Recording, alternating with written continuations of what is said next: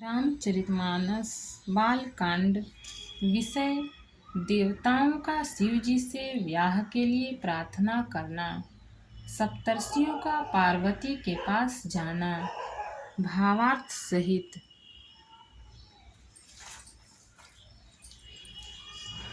दोहा। अब तेरती तव नाथ करा, होई ही नाम अनंगो। बिनु बपु व्यापी सबहि पुनि, सुनि निज मिलन प्रसंगो। हे रति, अब से तेरे स्वामी का नाम अनंग होगा। वह बिना ही शरीर के सबको व्यापेगा। अब तू अपने पति से मिलने की बात सुन। जब जदुवंश कृष्ण अवतारा, होई ही हरन महामहि भारा। कृष्ण तनय होई ही पति तोरा, बचनु अन्यथा होई न मोरा। जब पृथ्वी के बड़े भारी भार को उतारने के लिए यदुवंश में श्री कृष्ण का अवतार होगा, तब तेरा पति उनके पुत्र प्रद्युम्न के रूप में उत्पन्न होगा। यह मेरा वचन अन्यथा नहीं होगा। रति गवनी सुनि शंकर वाणी, कथा परब कहूँ बखानी। देवन समाचार सब पाए, ब्रह्मादिक वैकुंठ सिधाए। शिव जी के वचन सुनकर रति चली गई। अब दूसरी कथा बखान कर विस्तार से कहता हूँ। ब्रह्मादि देवताओं ने ये सब समाचार सुने तो वे वैकुंठ को चले। सब सुर विष्णु विरंचि समेता, गए जहाँ शिव कृपा निकेता। पृथक पृथक तिनकी प्रशंसा, भये प्रसन्न चंद्र अवतंसा। फिर वहां से विष्णु और ब्रह्मा सहित सब देवता वहां गए जहां कृपा के धाम शिव जी थे। उन सब ने शिव जी की अलग अलग स्तुति की। तब शशिभूषण शिव जी प्रसन्न हो गए। बोले कृपा सिंधु वृष के तू, कहूँ अमर आए के ही हेतु। कह विधि तुम प्रभु अंतर्यामी, तदपि भगति बस बिनमु स्वामी। कृपा के समुद्र शिव जी बोले, हे देवताओं, कहिए आप किस लिए आए हैं। ब्रह्मा जी ने कहा, हे प्रभु, आप अंतर्यामी हैं, तथापि हे स्वामी, भक्तिवश मैं आपसे विनती करता हूँ। दोहा। सकल सुरन के हृदय शंकर परम उछाहु, निज नयन देखा चाहि, नाथ तुम्हार विबाहु। हे शंकर, सब देवताओं के मन में ऐसा परम उत्साह है कि हे नाथ, वे अपनी आँखों से आपका विवाह देखना चाहते हैं। यह उत्सव देखिया भरी लोचन, सोई कछु करहु मदन मन मोचन। कामु जारी रति कहूँ बरु दिन है, कृपा सिंधु यह अति भल कीन्हा।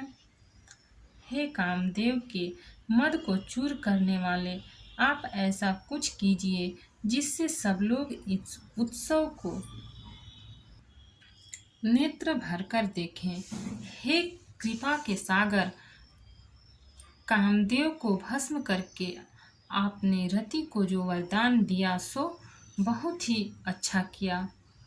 सासति करे पुनि करहि पसाऊ, नाथ प्रभुन कर सहज सुभाव, पार्वती तप कीन्ह अपारा, करहु तासु अब अंगीकारा।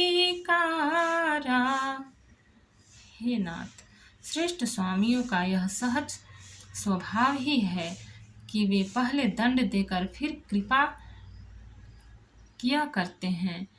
पार्वती ने अपार तप किया है, अब उन्हें अंगीकार कीजिए।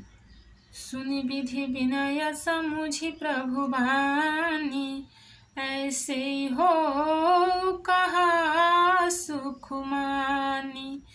तब देवन दुदुम्भि बजाई, बरसि सुमन जय जय सुर साई। ब्रह्मा जी की प्रार्थना सुनकर और प्रभु श्री रामचंद्र जी के वचनों को याद करके शिव जी ने प्रसन्नता पूर्वक कहा, ऐसा ही हो।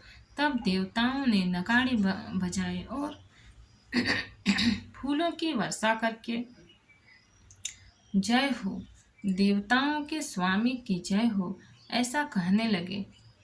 अवसरु जानि सप्तऋषि आए, तुरत ही विधि गिरि भवन पठाए। प्रथम गए जहाँ रही भवानी, बोले मधुर बचन छल सानी। उचित अवसर जानकर सप्तर्षि आए और ब्रह्मा जी ने तुरंत ही उन्हें हिमाचल के घर भेज दिया। वे पहले वहां गए जहां पार्वती जी थीं और उनसे छल से भरे मीठे विनोद युक्त आनंद पहुंचाने वाले वचन बोले। दोहा। कहा हमारन सुने हूँ तब नारद के उपदेश, अब भाझूठ तुम्हारपन जारे काम महेश। नारद जी के उपदेश से तुमने उस समय हमारी बात नहीं सुनी, अब तो तुम्हारा प्रण झूठा हो गया, क्योंकि महादेव जी ने काम को ही भस्म कर डाला। मास पारायण तीसरा विश्राम।